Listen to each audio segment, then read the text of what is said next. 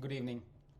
First, it was a 1500-year-old temple in Tamil Nadu, then an entire village in Bihar, then the Indian Parliament, then acres of iconic Vijayapura, then Kannur military land, and now just a week ago 400 acres of Christian land in Kerala being claimed by Waqf. The day is not far when from Peshawar to Plassey the subcontinent would be united again as one nation under Waqf. This is bizarre. We have the draconian Waqf Act that has usurped thousands of acres of government, personal, even temple land, and we only want to amend this act. Unjust, discriminatory, draconian acts are not amended, they are abrogated. Do not amend the Waqf Act, abrogate it.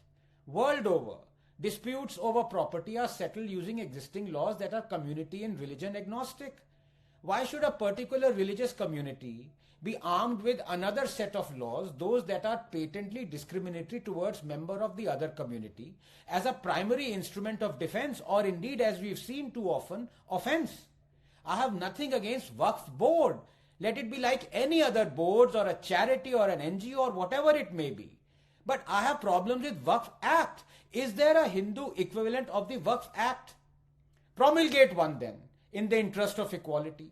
Let those who want continuation of the Waqf Act watch as Hindus lay claim to tens of thousands of mosques and Islamic land and Muslim villages and enjoy the privilege of the disputes being addressed primarily not through the courts, but first via the clauses and strictures of the Hindu equivalent of the Waqf Act.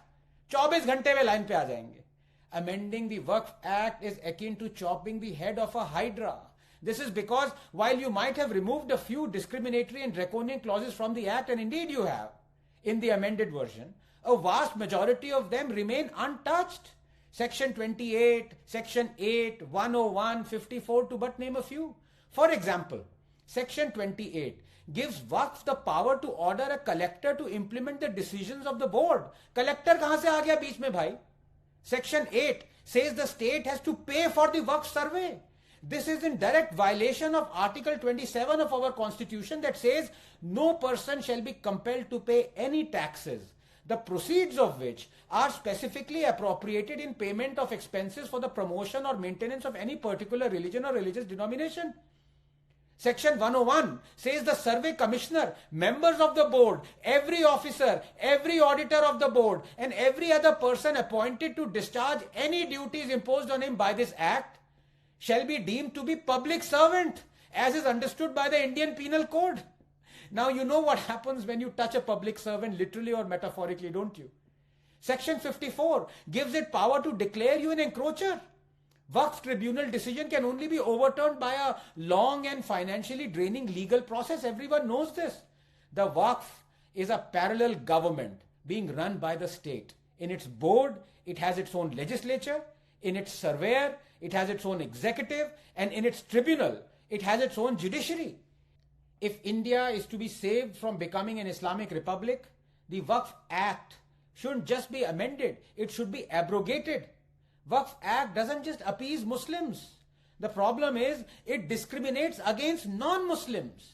The Waqf Act, in fact, is one of the 8 reasons why Hindus are 8th-class citizens in their own country. Muslims claimed in court that Gyanvyapi, built atop a Hindu temple, is on Waqf land. So was Kashi Vishwanath demolished by Aurangzeb also on Waqf land?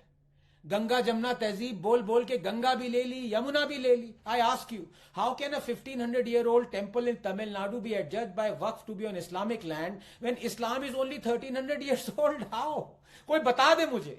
So I say to our politicians who are assembling right now for the winter session, it is better to be a hero who is forgotten than to be a coward who is remembered. Do not be cowards. Do the right thing. Abrogate this Waqf Act.